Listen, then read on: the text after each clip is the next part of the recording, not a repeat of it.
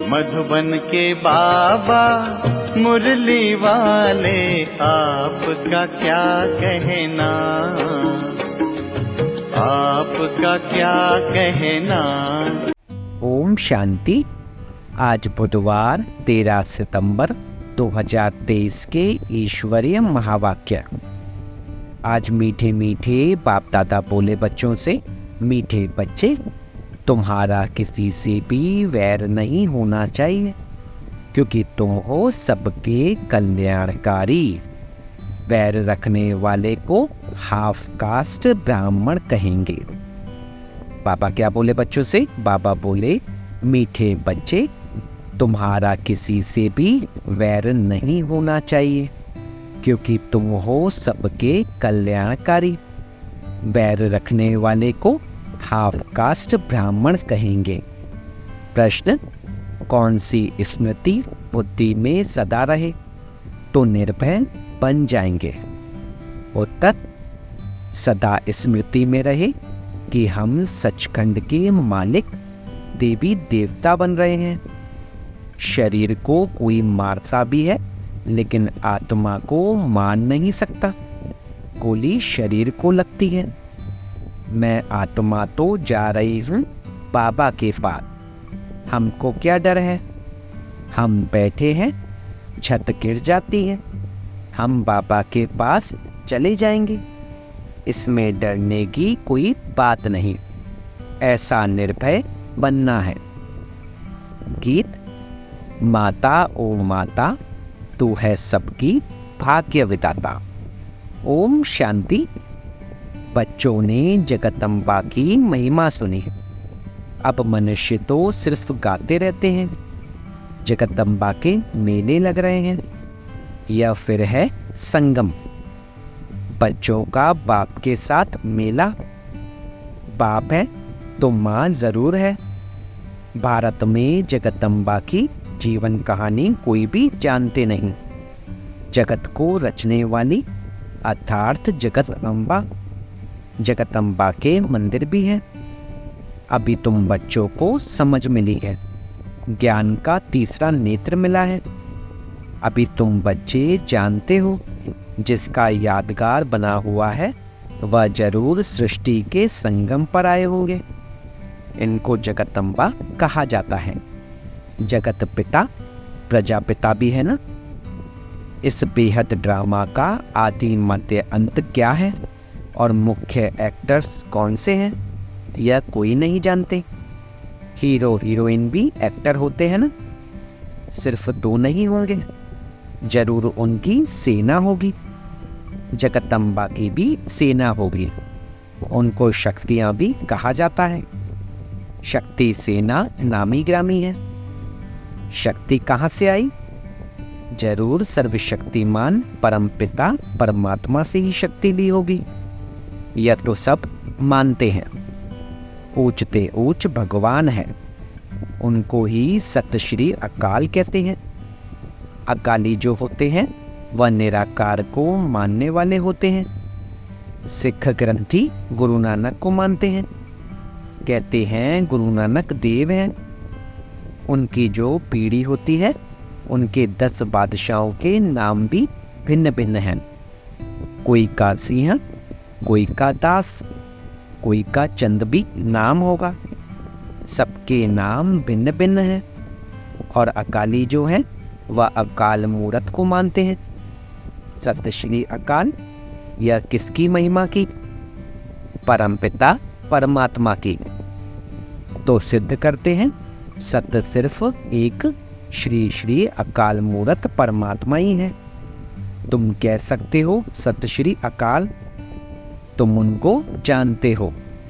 वह सिर्फ अक्षर कह देते, अर्थ कुछ भी नहीं जानते। तुम तो जानते हो सत्य श्री अकाल को, उनकी बायोग्राफी को भी तुम जानते हो। विचार सागर मंथन भी तुम बच्चों को करना है। बाप तो ज्ञान का सागर है, उसने कलश माताओं को दिया है। यह है बड़ी मम्मा और फिर तुम अनेक माताएं हो। जगदम्बा की अनेक बच्चियां और बच्चे हैं। यह जगदम्बा है, फिर पिता भी जरूर है। तुम जानते हो यह जगत अम्बा कौन है, किसकी बच्ची है तो मनुष्य। 8-10 भुजाएं तो नहीं है। इतनी भुजाएं क्यों दी हैं यह किसको पता नहीं। तो ऊंचते ऊंच वह सत परमात्मा है। तुम बच्चों को समझाया गया है परमपिता परमात्मा, जिसको हम रूप बसंत कहते हैं। रूप भी है और सिर्फ बसंत ज्ञान सागर है। इतना छोटा सा स्टार वह ज्ञान सागर है। वंडर है ना।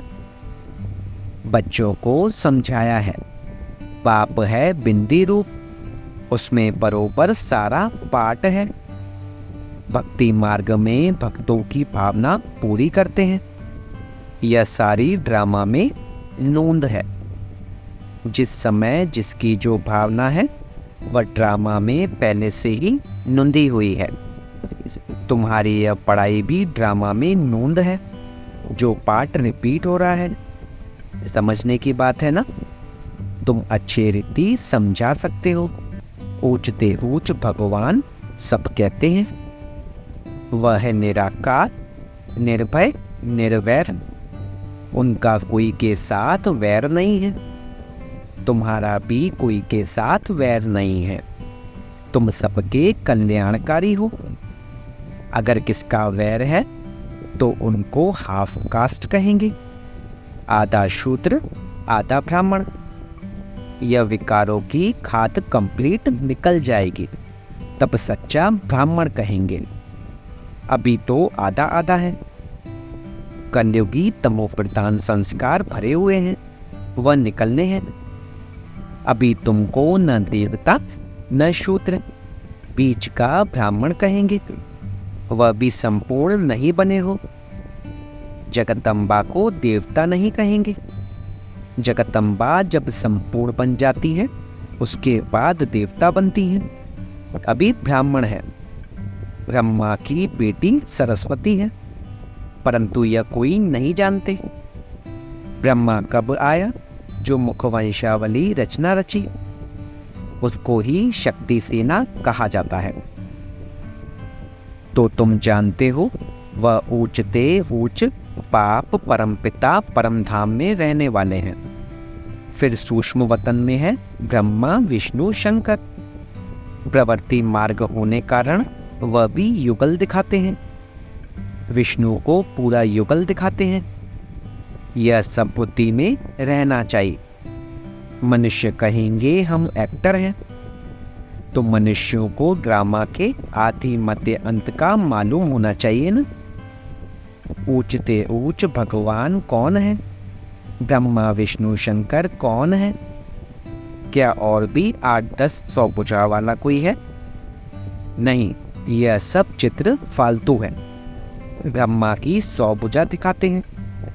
अब यह तो प्रजापिता है, 100 भुजा की तो बात नहीं है। यह सब रॉन्ग है।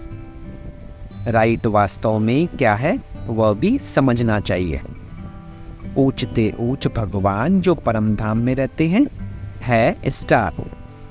विष्णु को भी 4 भुजा दिखाई है, 2 भुजा लक्ष्मी की, 2 भुजा नारायण की। जैसे रावण के 10 शीश दिखाते हैं, 5 स्त्री के विकार और 5 पुरुष के। पहले मुख्य विकार है देह अभिमान, फिर और विकार नंबरवार आते हैं। सूक्ष्म वतनवासी ब्रह्मा तो है अव्यक्त, प्रजापिता ब्रह्मा तो यहाँ चाहिए ना। यह सब संपूर्ण बन जाते हैं तो सूक्ष्म वतन में फरिश्ते बन जाते हैं। तुम भी फरिश्ते बन जाते हो। वहाँ तुम्हारा शरीर हड्डी मांस का नहीं होता है, उनको फरिश्ता कहा जाता है। ब्रह्मा तो प्रजापिता यहाँ है, फिर विष्णु 2 रूप से पालना करेंगे। शंकर तो है सूक्ष्म वतन में। यह बड़ी समझने की बातें हैं। इतनी दूरादेशी बुद्धि कोई की है नहीं। तुम्हारी बुद्धि एकदम मूल वतन सूक्ष्म वतन पर चली गई है। सूक्ष्म वतन अब रचा हुआ है। ब्रह्मा विष्णु शंकर की भी रचना हुई है। जहाँ तक आ जा सकते हो तो ऊंचते ऊंच भगवान, फिर ब्रह्मा विष्णु शंकर, फिर यह मनुष्य सृष्टि में देवी देवताएं, बाकी 8-10 भुजा वाले व चंडिका देवी आदि तो है नहीं। इतने सब चित्र कहाँ से आए? तुम्हारे पास कोई हथियार थोड़ी है। यह सब हिंसक हथियार बैठम बनाए हैं। देवता तो होते हैं डबल अहिंसक। सूक्ष्म वतन में कोई हथियार आदि होते नहीं। चित्रों में कितने हथियार दिए हैं। इसको कहा जाता है गुड़ियों की पूजा। ऑक्यूपेशन को कोई जानते नहीं। बाबा आकर ब्रह्मा द्वारा नई रचना रचते हैं तो खुद बड़ा हो गया ना। तुम हो उनकी संतान, पोत्रे और पोत्रियां। समझने वाले समझते भी हैं, परंतु फिर यह नहीं समझते कि सबकी मौत होनी है। अभी भी कितने मरते रहते हैं। अखबारों आदि में कोई तिकलाते थोड़े ही हैं, नहीं तो नाम बदनाम हो जाए। भूख बहुत मरते हैं। एक समय मुश्किल से 2 रोटी मिलती है। तुम बच्चे जान गए हो, सतयुग में लक्ष्मी नारायण का राज्य चलता है। 2 भुजा वाले ही मनुष्य है। बाकी सतयुग में कोई 8-10 भुजा वाली देवियां नहीं होती हैं। सेकंड नंबर में है राम सीता। वह भी यहाँ राजयोग से पद पा रहे हैं। कितनी सहज बात है समझने की। बाप कहते हैं तुमने बहुत वेद शास्त्र पढ़े हैं, अब तुम मेरे से सुनो और जज करो, मैं तुम्हें सत्य सुनाता हूँ या वह सत्य सुनाते हैं। अगर वह सत्य सुनाते हैं तो तुम सत्यनारायण की कथा से सत्यनारायण क्यों नहीं बने हो? अभी तुम प्रैक्टिकल में सत्य बाबा से सत्य कथा सुन रहे हो। नारी से लक्ष्मी, नर से नारायण बनने की यह कथा है। जरूर प्रजा भी बनेगी कि सिर्फ लक्ष्मी नारायण जाकर तख्त पर बैठेंगे। यह देवी देवताओं की राजधानी स्थापन हो रही है। फिर सतयुग में आकर राज्य करेंगे। वहां राजाओं को लश्कर आदि कोई होते नहीं। लश्कर विकारी अनहोली राजाओं को होते हैं। वह तो है होली राजाएं। सतयुग को होली लैंड कहा जाता है, इसको अनहोली लैंड कहते हैं। बहुत पुराने पतित हो गए हैं, नए को पुराना बनना ही है। शरीर भी पहले नया फिर पुराना होता है। यह तो बुद्धि में बैठना चाहिए ना। मनुष्य होते हुए भी ड्रामा के आदि मध्य अंत को नहीं जानते। तुम जानते हो ऊंचते ऊंच शिव बाबा मूल वतन में रहते हैं। उसको निराकारी दुनिया कहा जाता है। आत्माएं बिंदियां भी वहां रहती हैं, परंतु बिंदी रूप ही दे तो कोई समझ कैसे सके। बिंदी की पूजा कैसे करेंगे? शिव बाबा के बिंदी रूप की पूजा कैसे करें? तिलक कैसे लगाएं? बाबा अमरनाथ पर भी गए हुए हैं। बाबा सारा देख कर आए थे कि कैसे शिवलिंग बनाते हैं। कहते हैं वहां पार्वती को शंकर ने कथा सुनाई। अब पार्वती ने किस दुर्गति को पाया था जो उनको बैठ कथा सुनाई? वास्तव में तुम सब पार्वतियां हो। तुम जन्म मरण में आते हो और सदगति को पाने के लिए कथा सुन रहे हो। तो वहां पूछा शिवलिंग कहाँ है? तो बोला शिवलिंग तो आपे ही निकल आता है। अरे यह कैसे होगा? वहां कबूतर भी दिखाते हैं। कबूतर बात करना कभी सीखते नहीं। तोते को बात करना सिखलाते हैं तो वह बोलते हैं, कंठी पड़ जाती है। तुम ज्ञान की कंठी पहनते हो। तो बाबा ने समझाया है ऊंचते ऊंच तो है शिव बाबा, फिर ब्रह्मा विष्णु शंकर। प्रवृत्ति मार्ग दिखाने लिए विष्णु को 4 भुजाएं दिखाते हैं। यहां मनुष्य सृष्टि में ऊंचते ऊंच लक्ष्मी नारायण और उनकी राजधानी, फिर राम सीता की डायनेस्टी। यह होली डायनेस्टी पूरी होती है। फिर रावण राज्य शुरू होता है। फिर सबको पतित बनना ही है। बाकी हाँ, पिछाड़ी में जो नई नई आत्माएं आती हैं उनका कुछ प्रभाव निकलता है। किसका सत्व प्रधान का, किसका रजो तमो का पार्ट है। यह बेहद का ड्रामा है। मनुष्य तो मनुष्य ही है, बाकी सब है गुड़ियों की पूजा। तुम एक्टर्स हो ना, अभी तुम मनुष्य से देवता बन रहे हो। पढ़ाई से मनुष्य कितना ऊंच पद पाते हैं, यह भी पढ़ाई है जिससे तुम राज्य पद पाते हो। ऐसी पढ़ाई कोई होती नहीं। वह प्रिंस प्रिंसेस तो प्रारब्ध ले आते हैं, तुम यहाँ प्रारब्ध बना रहे हो। भविष्य सतयुग के लिए कितनी उच्च और फिर सहज नॉलेज है। सेकंड में जीवन मुक्ति। हम बेहद बाप के बच्चे हैं, ईश्वरीय गोद में बैठे हैं। ईश्वरीय गोद कौन छोड़ेंगे। तो इस ड्रामा के आदि मध्य अंत को समझना है। बाप तो यथार्थ रीति बैठ समझाते हैं, जो मनुष्य सृष्टि का बीज रूप गाया जाता है, सत्यचित आनंद स्वरूप कहा जाता है। जरूर जब आएंगे तब तो वर्षा देंगे ना। तुम सचखंड के मालिक देवी देवता बनते हो, कोई डर की बात नहीं है। यहां तो कितना डर रहता है, कोई चढ़ाई न करे। तुमको तो बिल्कुल निर्भय रहना है। शरीर को कोई मारता है, आत्मा को थोड़े मार सकते हैं जो डरना चाहिए। निर्भय होने की बड़ी समझ चाहिए। बाप भी निर्भय तो बच्चे भी निर्भय। गोली शरीर को लगती है, मैं आत्मा तो जा रहा हूं बाबा के पास, हमको क्या डर है। हम बैठे हैं, छत गिर जाती है, हम बाबा के पास चले जाएंगे। निर्भय होने में टाइम लगता है। तुम हो जगदम्बा के बच्चे, शिव शक्ति सेना।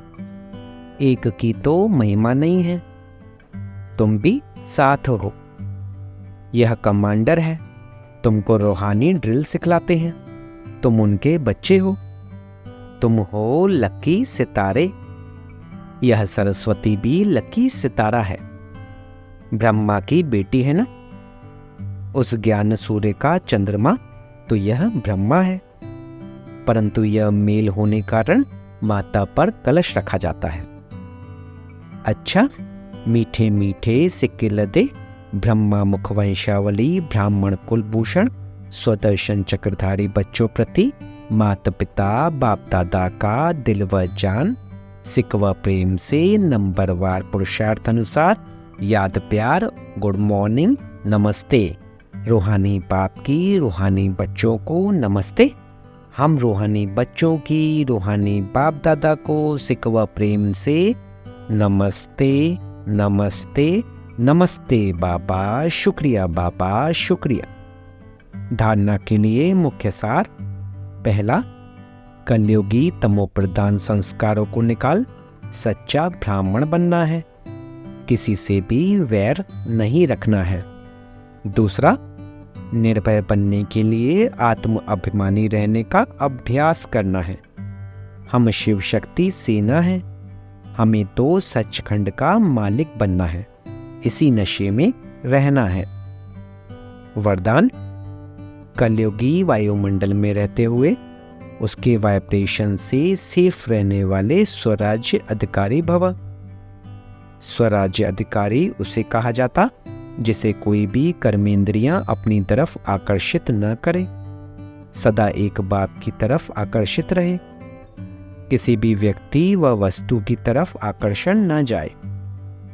ऐसे राज्य अधिकारी ही तपस्वी हैं। वही हंस बगुलों के कलयुगी वायुमंडल में रहते हुए सदा सेफ रहते हैं। जरा भी दुनिया के वाइब्रेशन उन्हें आकर्षित नहीं करते। सब कंप्लेन समाप्त हो जाती हैं। स्लोगन, बुरे को अच्छे में बदल देना ही उच्च ब्राह्मणों की श्रेष्ठ शक्ति है। बुरे को अच्छे में बदल देना ही उच्च ब्राह्मणों की श्रेष्ठ शक्ति है। ओम शांति।